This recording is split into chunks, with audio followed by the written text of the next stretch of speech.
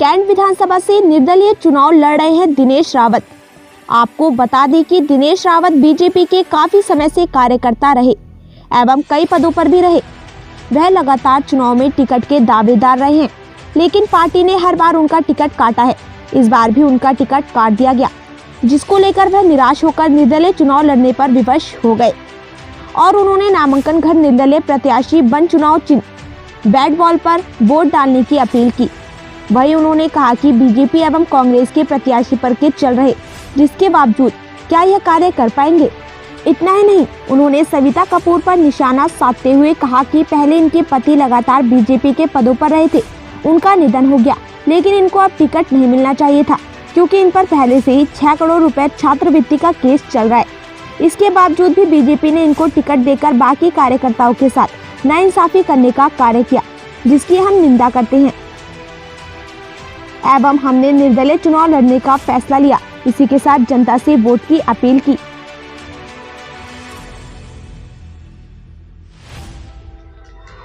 Sir, आप BJP के कार्यकर्ता रहे हैं, ऐसा क्या हुआ कि आप बीजेपी छोड़कर और निर्दलीय चुनाव लड़ रहे हैं? देखिए, मैं भारतीय जनता पार्टी का एक कर्मठ और निष्ठावान कार्यकर्ता रहा हूँ। मैं लगातार पिछले 34 साल से भारतीय जनता पार्टी की सेवा कर रहा हूँ और भारतीय जनता पार्टी की सेवा ही नहीं बल्कि संगठन को मजबूत करने का काम किया, सरकार की रीति नीतियों को घर घर तक पहुंचाने का काम किया और 2007, 2012, 2017, 2022 को टिकट मांगा था। भारतीय जनता पार्टी ने मेरा टिकट काट दिया और 2022 को पार्टी ने पहले ही तय कर दिया था कि आपको टिकट देंगे, लेकिन लगातार भारतीय जनता पार्टी ने मेरा टिकट काट करके किसी भी अन्य व्यक्ति को दे दिया।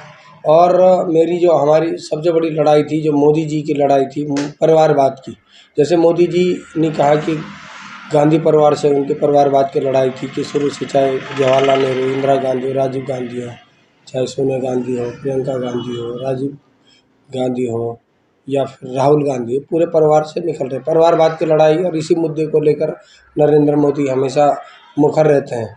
हमने भी परिवारवाद की लड़ाई लड़ी। हमने कहा एक ही परिवार को 40 साल से टिकट दे रहे हैं, फिर आपने दोबारा उनको दे दिया परिवारवाद। ऊपर से आपने उसी परिवार को टिकट दिया जिस परिवार पर छात्रवृत्ति घोटाले का आरोप हो। तो मेरा सबसे बड़ा मुद्दा ये था कि आपने एक उस परिवार को टिकट दिया जिनको 40 बार दे दिया, फिर दोबारा दे दिया, फिर परिवारवाद का बढ़ावा दे दिया, छात्रवृत्ति घोटाले को दे पर जिस परिवार पर आरोप लगा उनको दे दिया। बाकी जो कार्यकर्ता थे, ऐसे कई निष्ठावान कार्यकर्ता थे जो कई सालों से दावेदारी कर रहे थे। मेरे साथ साथ और भी लोग थे, जोगिंदर पंडित थे, विनय गोयल जी थे, अन्य लोग थे। हम में से किसी को भी दे देते चल जाता, लेकिन एक फिर हम लोग का नंबर कब आएगा, हम हमेशा दरियाँ बिछाते रह जाएंगे, पोस्टर लगाते रह जाएंगे और ये सब करते रह जाएंगे, क्या हमारा नंबर कभी आएगा। हमने ये सोच करके कि भाई पार्टी का कोई भी गरीब कार्यकर्ता का नंबर आएगा, इसलिए हम पार्टी में लगातार 34 साल हो गए, 4 बार टिकट कट गया। तो अब 50 साल की उम्र हो गई। अब अगर हम यही काम करते रहेंगे, टिकट ही मांगते रह जाएंगे, ज़िंदगी भर टिकट ही मांगते रह जाएंगे, पार्टी टिकट देती नहीं है, तो हम क्या करेंगे। हम तो जनता के लोग हैं, जनता के बीच रहते हैं, जनता के नुमाइंदे हैं, जनता हमारा नुमाइंदे हैं, जनता हमारा जो है जनता के सम्मान में मैदान में जनता की हर बात को हम सर माथे लगाते हुए जनता का जनादेश मानते हुए हम चुनाव मैदान में आए। सर, आप निर्दलीय चुनाव लड़ रहे हैं, आप जनता के बीच में जा रहे हैं, क्या क्या समस्याएं देखने को मिली है? क्योंकि पिछले 40 सालों से तो आपके पार्टी के विधायक रहे हैं, क्या कुछ ऐसी समस्या भी देखने को मिली कि जो कि वो नहीं कर पाए और आप चाहते थे कि अगर मुझे टिकट मिले और मैं जीतूँ तो मैं ये करूँगा? देख, वही मैं कह रहा हूँ, सबसे दुखद बात यही है कि जिसको हमारा मन और दिल हमको जो है इसको गवारा नहीं देता है, दिल कचोटता है, मन शांत नहीं बैठ सकता है। पिछले 40 साल से एक व्यक्ति जिस विधानसभा में हो, उस विधानसभा में बहुत बड़े काम नहीं हुए। जैसे बहुत सारी योजनाएं अब मैं देखता हूँ पहाड़ में है, पहाड़ में एक विधानसभा में अनेक योजनाएं जाती हैं, महाविद्यालय खुलते हैं, कृषि महाविद्यालय खुल गया, मेडिकल कॉलेज खुल गए हैं, तमाम तरह की योजनाएं विधानसभाओं में जाती हैं, लेकिन इस विधानसभा में हम सड़क और नाली तक सिमट कर रह गए। सिर्फ सड़क और नाली तक सिमटने के बाद हमारा मन कई बार कहता कि यार इस विधानसभा में क्या नहीं हो सकता था 40 साल से। आप यहाँ पर बड़े मेडिकल कॉलेज खुलवा सकते थे, डिग्री कॉलेज खुलवा सकते थे, बड़े बैंक खुलवा सकते थे, बड़े स्पोर्ट्स कॉलेज खुलवा सकते थे, बड़ा पार्क खुलवा दे सकते थे, स्टेडियम बनवा सकते थे, यहाँ पर रोज़गार के विभिन्न संसाधन उपलब्ध करा सकते थे। लेकिन ऐसा नहीं, एक विधानसभा में एक व्यक्ति को बहुत काम होता है। एक विधायक अपने आप में सरकार की जो बड़ी बड़ी योजनाएं हैं उनको धरातल पर उतारने का काम करता है, लेकिन विधायक जी ने, अब मैं देखता हूँ कि बहुत कोई ऐसा काम नहीं हुआ आज तक, सिर्फ सड़क, पानी, बिजली तक। तो अब इसलिए मेरा मन भी इसमें दुखी था। और मैं जिस तरह मैंने देखा कि आप एक बार ऊपर चौथा वाला, नीचे वाला, उधर वाला, जिस तरह मैं आपको कहता हूँ कि मैं पिछले 5 साल में मैंने ये काम किए हैं। इन कामों के मैं जनता को कहता हूँ, जनता को दिखा रहा हूँ, ये काम एक विधायक के काम नहीं है, एक विधायक के काम है। लेकिन मैं कुछ नहीं था, एक कार्यकर्ता था। एक कार्यकर्ता होने के नाते मैंने इतने काम अपने स्तर से करवाए हैं और आगे भी करा। मेरी मंशा है कि मैं हर क्षेत्र को काम, हर घर को काम, हर बेरोजगार को काम दूंगा। ये एक मेरे वो काम है जिनको मैं पिछले 5 साल में मैंने अपने स्तर से कराए। आगे भी इस तरह के काम होने चाहिए, बड़े काम होने चाहिए। अगर जनता मुझे विधायक बनाती है और जनता का आशीर्वाद मुझे रहता है और रहेगा, मैं निश्चित तौर पर इस विधानसभा को बहुत अच्छा एक आदर्श काम होना चाहिए। अगर जनता मुझे विधायक बनाती है और जनता का आशीर्वाद मुझे रहता है और रहेगा, मैं निश्चित तौर पर इस विधानसभा को बहुत अच्छा एक आदर्श विधानसभा बनाने का काम करूँगा। हर घर को काम, हर परिवार को काम, हर बेरोजगार को काम दूँगा।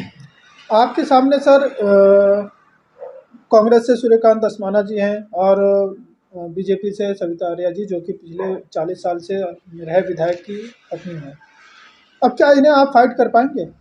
क्योंकि आप निर्दलीय भी हैं। निर्दलीयों पे बहुत सी प्रेशर भी होते हैं कि जी इन पे सिंबल नहीं है, क्या करेंगे, अगर सरकार आ भी गई तो ये क्या करेंगे, ऐसा भी बहुत कुछ सोचते हैं लोग। देखिए, मैं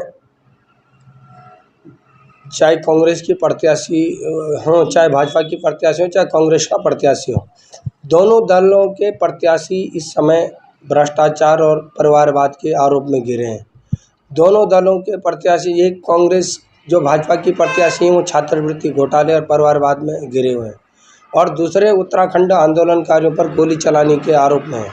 दोनों प्रत्याशियों पर हाई कोर्ट में केस चल रहा है। दोनों प्रत्याशी हाई कोर्ट में अभियुक्त हैं, जमानत पर हैं और दोनों प्रत्याशियों को जनता नकार चुकी है। दोनों प्रत्याशियों के खिलाफ कोर्ट में वाद है, जो कि एक जो दोनों की जांच में साबित हो चुका है और एसआईटी की जांच में भी साबित हो चुका है। एसआईटी का जैसे 6 करोड़ रुपए का छात्रवृत्ति घोटाले का जो मुद्दा है, उस मुद्दे को लेकर के यदि मैं कहूँ तो उस मुद्दे में 6 करोड़ रुपए छात्रवृत्ति घोटाले का जो आरोप है, आरोप ही नहीं, वो सिद्ध हो चुका है। एसआईटी की जांच में वो सिद्ध हो चुका है और उसको 2011-12 का मामला है। उस समय माननीय हरबंस कपूर जी विधानसभा के अध्यक्ष थे, उनकी सरपरस्ती में ये काम हुआ, उनकी सरपरस्ती में पैसा आया। फिर 2012 से 17 तक वैसे पैसा कॉलेज में आता रहा। फिर 2017 में ये मामला बाहर आया तो 2017 में इसमें जांच प्रारंभ हुई कि 2019 में इसमें जांच स्पष्ट हो गई। 2019 में एसआईटी ने इसको सहसपुर थाने में जांच में मुकदमा दायर किया है और जो कि छात्रवृत्ति घोटाला, इतना बड़ा घोटाला अपने आप में 6 करोड़ रुपए का घोटाला है। फिर उसमें जिस कॉलेज का ये छात्रवृत्ति घोटाले का मामला था, उस कॉलेज की चेयरपर्सन यानी कि अध्यक्ष सविता कपूर थी, उस कॉलेज की अध्यक्ष सविता कपूर थी, उस कॉलेज के उपाध्यक्ष अमित कपूर थे, उस कॉलेज के सचिव अतुल कपूर थे, उस कॉलेज की उपाध्यक्ष पूर्णिमा कपूर थी। तो पूरा का पूरा परिवार इस कॉलेज में संलिप्त है। इनकी सरपरस्ती में ये दोषी है और पूरा परिवार इसमें संलिप्त है। दूसरा, जो कांग्रेस के प्रत्याशी, उन्होंने 1994 में उत्तराखंड निहत्थे आंदोलनकारियों पर गोलियां चलवाई थी, जो कि एक राजेश रावत नाम के लड़के को लगी थी। वो लड़का वहां पर शहीद हो गया था। उन्होंने एक माँ की गोद को सूनी करने का काम किया, इसलिए उत्तराखंडी इसका उनको कभी एक्सेप्ट नहीं करते हैं। उनके माथे पर कलंक लगा हुआ, उत्तराखंड आंदोलनकारियों पर गोली चलाने का आरोप उन पर है। इसलिए दोनों प्रत्याशी अपने आप में विवादित हैं और दोनों प्रत्याशियों को जनता नकार रही है। दूसरा, मैं कहना चाहता हूं कि सविता कपूर एक 76 साल की महिला है और 76 साल में क्या वो काम कर पाएगी, क्या घूम पाएगी, क्या फिर पाएगी। इसलिए जनता का भी मन है कि नहीं देना है। दूसरा, जनता भी जानती है कि एक ही परिवार को आप लगातार दे रहे हैं, उससे भी जनता में आक्रोश और निराशा का भाव है। और कांग्रेस के जो प्रत्याशी, मैं उनसे पूछना भी चाहता हूं कि 5 बार वो लगातार यहाँ से चुनाव लड़ने की कोशिश कर रहे हैं, लेकिन हर बार नाकाम हो जाते हैं, हारते हैं। और उनसे ये भी पूछना चाहता हूं कि आप जनता के बीच में पिछले 5 साल से चुनाव लड़ रहे हैं, क्या आपने कभी कोई नीतियाँ बनाई?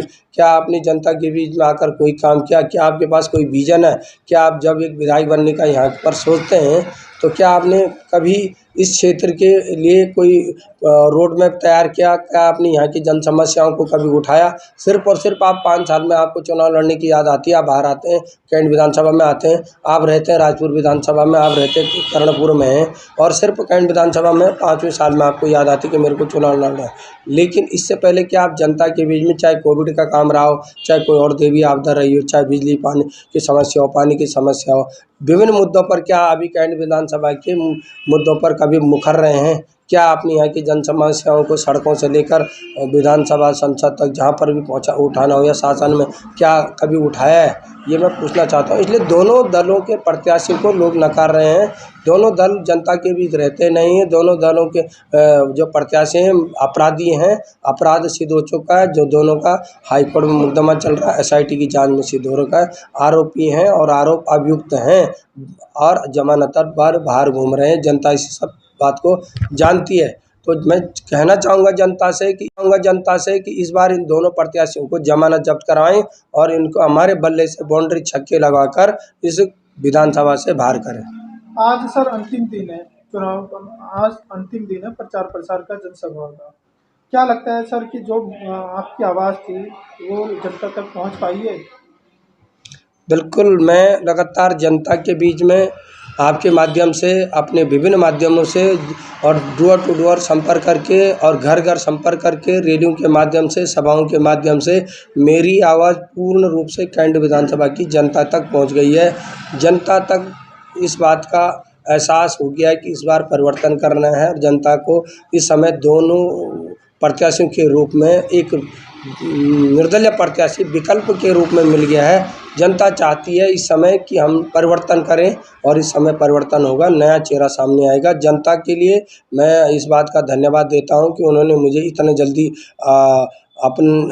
जल्दी मुझे स्वीकार किया और इतना ही जल्दी मेरे को आशीर्वाद देने का काम किया। आज मैं हर घर, हर परिवार तक पहुंच चुका हूं और जनता ने जो मेरे को वोट देने का या मुझे आशीर्वाद देने का मन बनाया है, उसके लिए मैं कैंट विधानसभा क्षेत्र की जनता का बहुत बहुत धन्यवाद, आभार करता हूं।